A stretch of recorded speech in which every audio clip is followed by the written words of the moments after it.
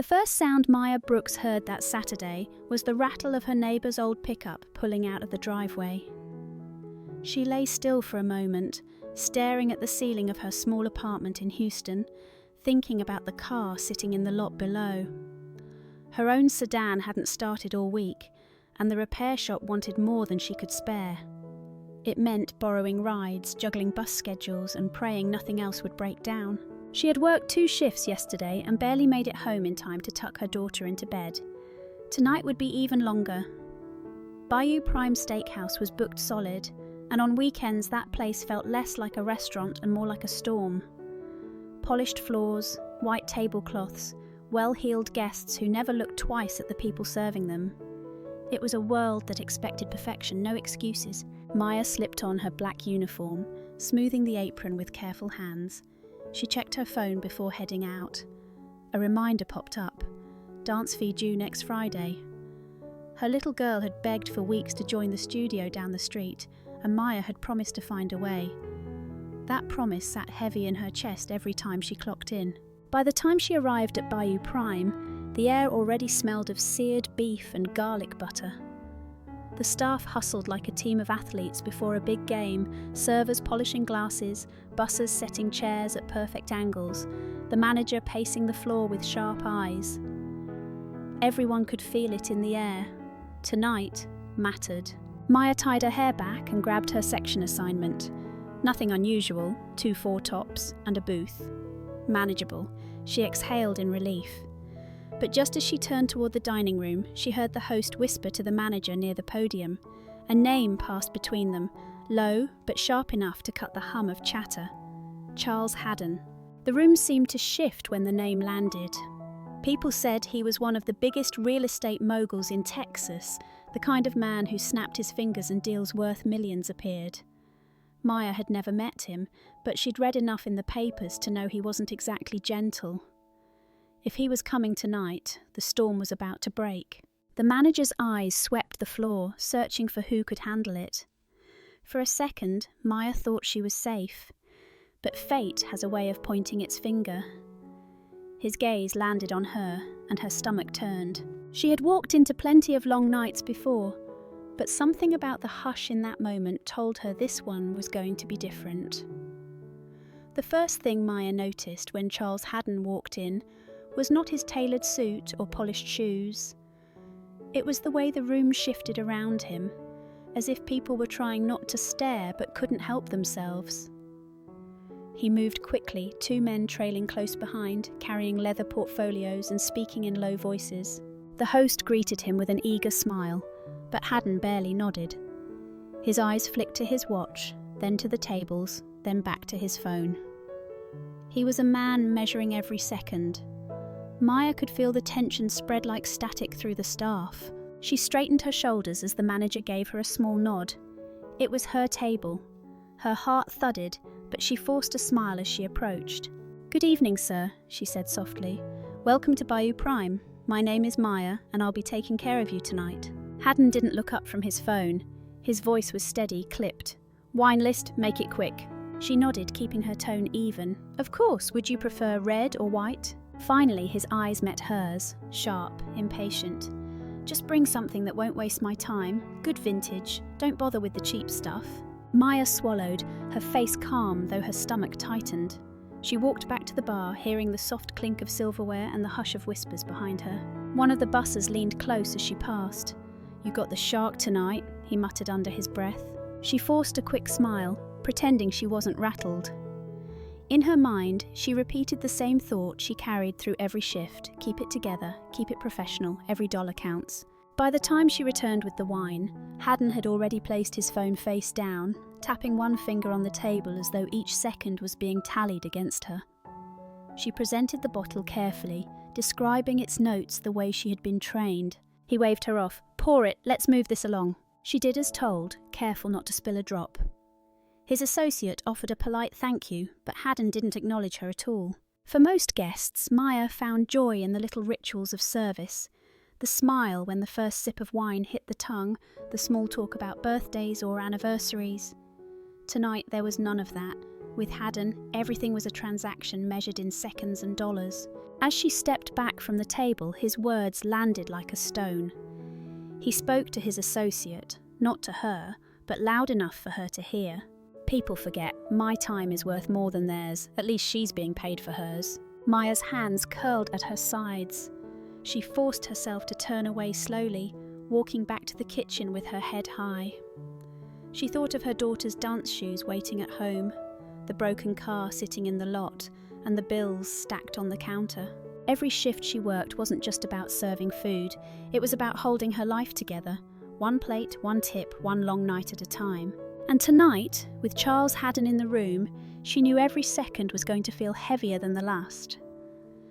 The dinner rush was in full swing, every table packed, voices rising and falling over the hum of music, the smell of seared meat drifting from the kitchen.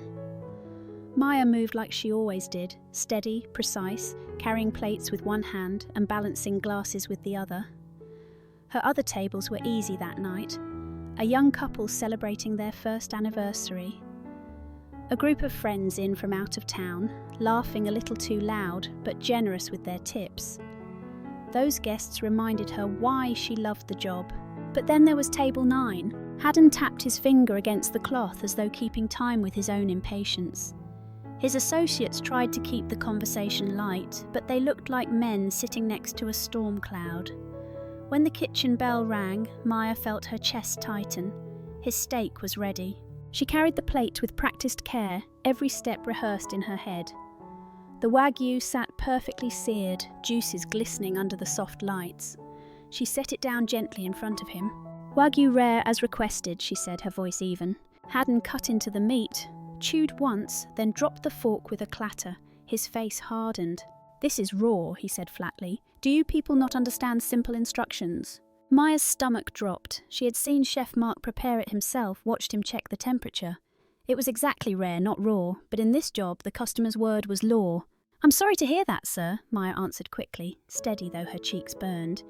"I can bring it back and have it cooked further, if you'd like." His laugh was sharp, meant to sting. "Cooked further? This is a steakhouse, isn't it? Shouldn't you know how to serve a steak properly?" The words carried, loud enough for nearby tables to pause their own conversations. Maya felt the heat rising in her face, but she forced her posture straight. She thought of her daughter at home, probably sketching in her little notebook, waiting to show her mom the new dance moves she'd learned from YouTube.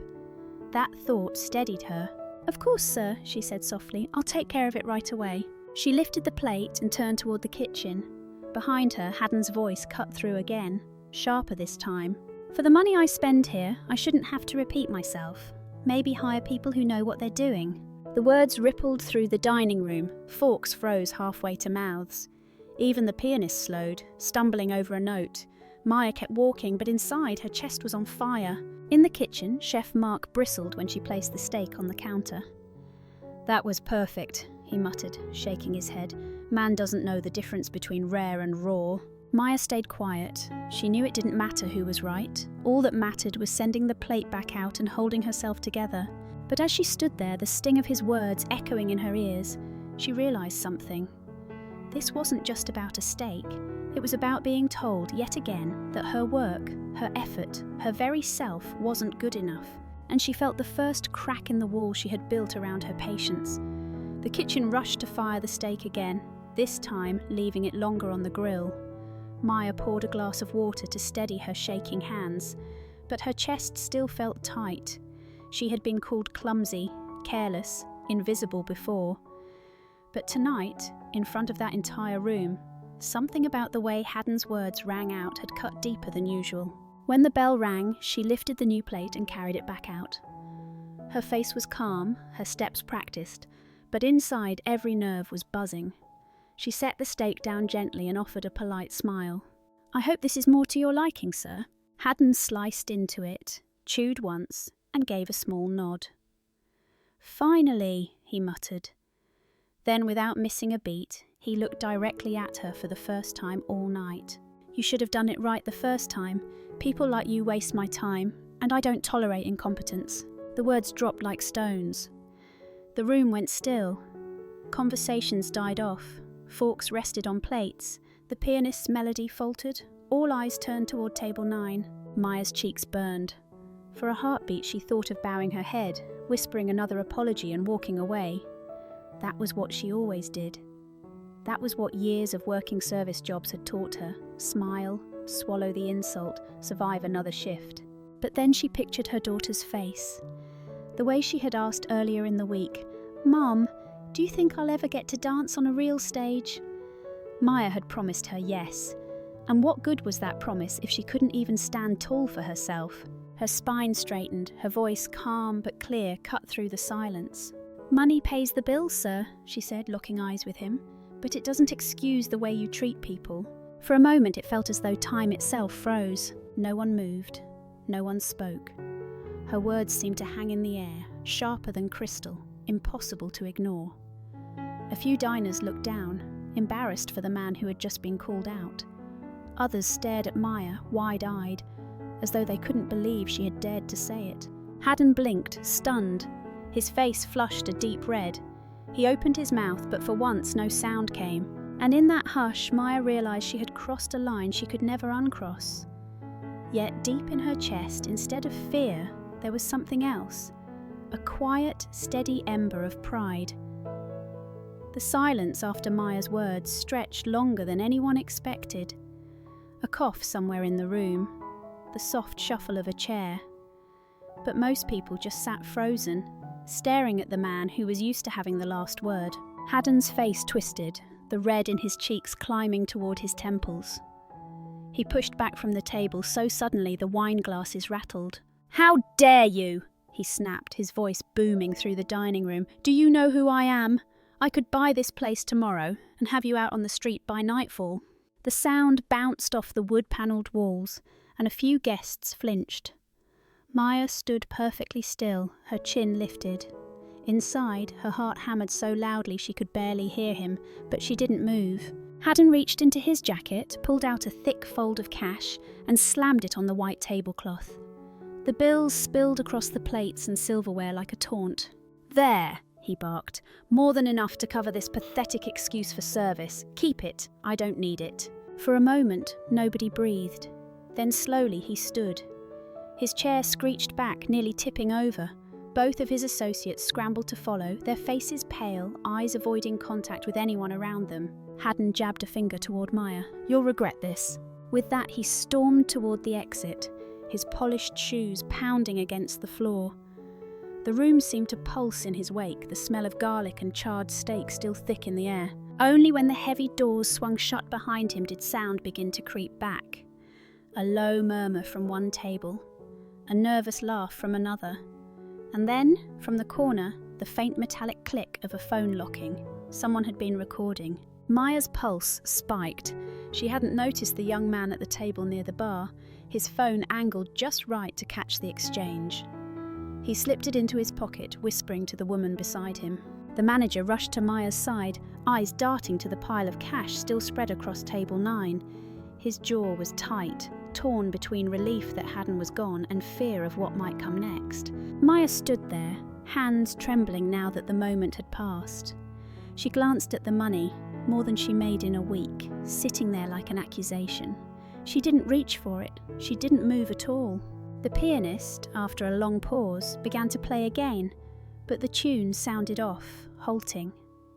The restaurant would not be the same for the rest of that night, and deep down, Maya knew neither would she. That night, long after the last table cleared and the lights dimmed, Maya walked home with her uniform still smelling of steak and butter. Her legs ached, but her mind wouldn't rest. She had replayed the moment over and over, the billionaire's voice booming, the silence of the room, her own words echoing back at her. She knew she had crossed a line, she just didn't know what would come next. By morning she had her answer. Her phone buzzed on the nightstand before the sun was even up. Half asleep she grabbed it, expecting a reminder about bills or a message from her neighbour. Instead, the screen lit with dozens of notifications. Texts from co-workers, messages from numbers she didn't recognise, links to a video. With shaking hands, she opened one. The shaky clip started with Haddon's voice, sharp and scolding. Then it caught her own reply, clear as a bell. "Money pays the bills, sir, but it doesn't excuse the way you treat people."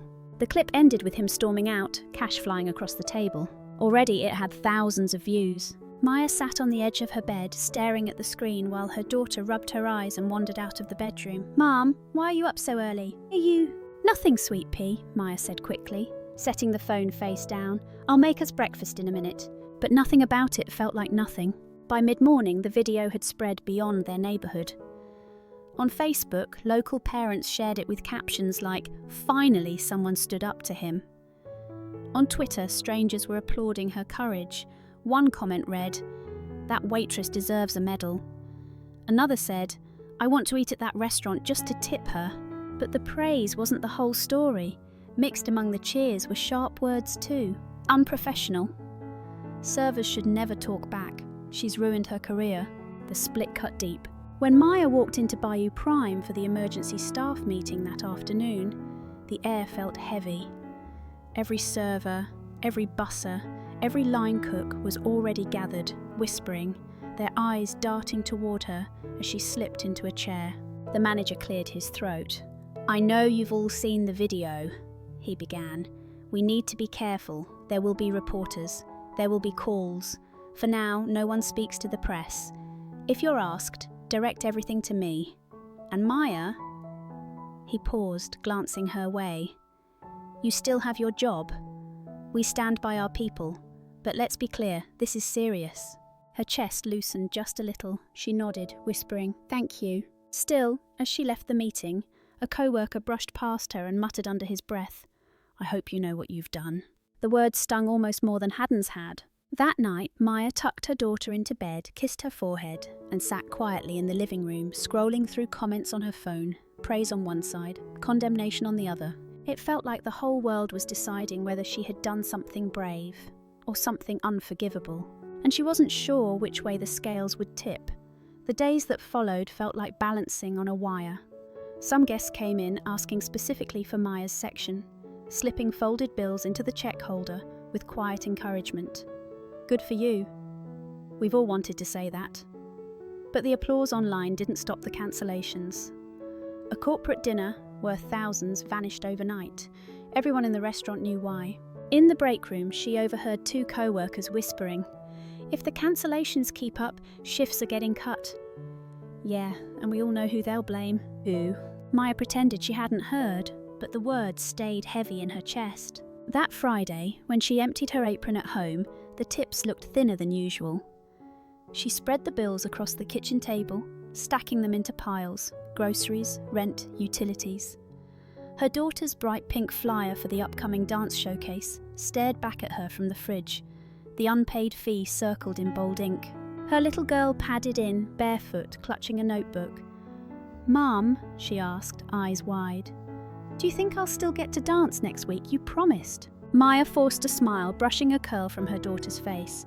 "Of course, baby, I'll make sure you do." Her daughter skipped back to her room, humming to herself, while Maya's smile fell the second the door shut.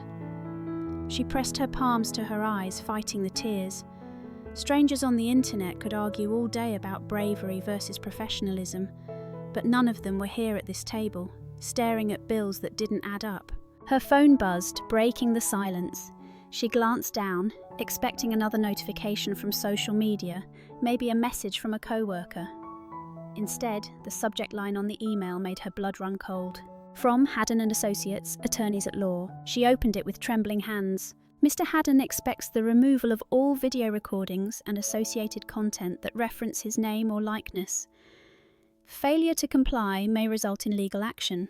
Maya set the phone down slowly, her breath catching in her throat. Amid the bills, the broken car, and her daughter's dream hanging by a thread, one more weight had just been added to the pile. And she knew this fight was far from over. The email from Haddon's lawyers stayed in the back of Maya's mind like a dark cloud. Every time she glanced at the fridge where her daughter's dance flyer hung, she felt the weight pressing down harder. Yet in the middle of all that fear, something unexpected happened. Her phone rang on a quiet Sunday afternoon. The number wasn't saved, but she answered anyway. "Is this Maya Brooks?" a steady voice asked. "Yes," Maya said cautiously. "My name's Denise. I'm with the Restaurant Workers Alliance here in Houston. "I just want you to know, you're not alone. A lot of us have been in your shoes. Not always with billionaires, but with customers who think they can buy the right to treat us badly. We'd love for you to come to a meeting, just to listen, no pressure." Maya hesitated. She wasn't an activist, not someone used to speaking up. She was just trying to pay rent and keep a promise to her little girl. But something in Denise's tone, calm, grounded, certain, made her say yes. That evening, Maya walked into a modest community centre wedged between a laundromat and a taqueria. Inside, a dozen workers sat in folding chairs, servers, bartenders, dishwashers, each with tired eyes and stories to share. One man described being cursed at for bringing the wrong beer. A woman admitted she cried in the stockroom after a guest called her stupid in front of her kids. When it was Maya's turn, she told them everything. The steak, the silence, the words that came out before she even realised she was speaking. No one laughed. No one told her she was reckless. They nodded, some even clapped softly. For once, she wasn't the only one carrying the weight. Then Denise held up a small white card, the words printed in bold red. "Great meals are made by people. Please treat them like it matters." "We've been working on this idea," Denise explained. "Just a gentle reminder tucked into every check. Nothing confrontational, just the truth. Would your restaurant ever consider trying it?" Maya turned the card over in her hands. It was simple, plain, but somehow powerful. "I can't promise anything," she said, "but I'll bring it to my manager." The next day, she slipped the card to Arturo before the dinner rush. He studied it, frowning at first, then sighed. "If it were up to me, I'd put this on every table tonight. But you know the owners. Let me start small. Weekday lunches only." Word spread quickly among the staff. Some shrugged, worried it might irritate wealthy guests. But a few servers smiled, one of them whispering, "About time someone said it out loud." That night, as Maya walked home under the glow of streetlights, the card rested in her apron pocket. It wasn't heavy, it wasn't flashy, but it carried something she hadn't felt in weeks: hope. Life at Bayou Prime slowly settled into a strange rhythm. The respect card had started showing up in check presenters during lunch, and though some guests ignored it, others paused long enough to read the words. A few even smiled, leaving an extra $1 or $2 as if to say, "We see you." For the first time in weeks, Maya felt the air in the restaurant shift ever so slightly. She thought maybe things were beginning to calm down. But just when life seemed to fall back into routine, the front doors opened one slow afternoon and the last person she expected walked in. Charles Haddon. No associates, no bodyguards, no booming voice. Just him in a dark jacket, shoulders squared, eyes unreadable. The host froze, then guided him to a corner booth. Maya's chest tightened. The memory of his insults still burned. She half hoped Arturo would take over, but he only gave her a steady nod. The choice was hers. With her hands damp against the apron, Maya approached. "Good afternoon, sir," she said evenly. He didn't glare, he didn't scoff. He simply ordered a burger, medium, and an iced tea. No demands, no commentary. When the meal came, he ate in silence, his phone untouched on the table. Maya checked once, and he gave only a small nod. When he finished, he asked for the check. But instead of signing it, he pulled out a plain white envelope and slid it across the table. "For the staff," he said quietly, his tone flat, almost cautious. "That night, I lost my temper." It wasn't a grand apology. It wasn't even an admission, just a few words and a gesture that seemed to cost him more than money. Maya hesitated, then gave a polite nod. "I'll make sure they get it." Haddon stood, pushed in his chair, and left without looking back. The door swung shut, leaving only the faint clink of ice in his empty glass. The staff gathered as soon as he was gone. Arturo opened the envelope, and the weight of it was undeniable. Stacks of cash, enough to cover tips for an entire week. A hush spread through the kitchen. One busser whistled low, another server muttered, "Guess he's human after all." Arturo handed out the bills carefully, one by one. When the cash reached Maya's hands, she felt her throat tighten. For the first time in weeks, she saw her co-workers' faces soften. No whispers about blame, no sideways glances, just quiet relief. Maya tucked her share into her apron and exhaled slowly. It wasn't forgiveness, it wasn't closure, but it was something she hadn't felt since the night of the steak, proof that her voice had left a mark. A few weeks later, Bayou Prime didn't look much different on the surface. Same polished floors, same steady clink of silverware, but the air felt lighter somehow. Every check presenter now carried a small card inside. Great meals are made by people. Please treat them like it matters. At first, Maya worried it would be ignored, or worse, mocked.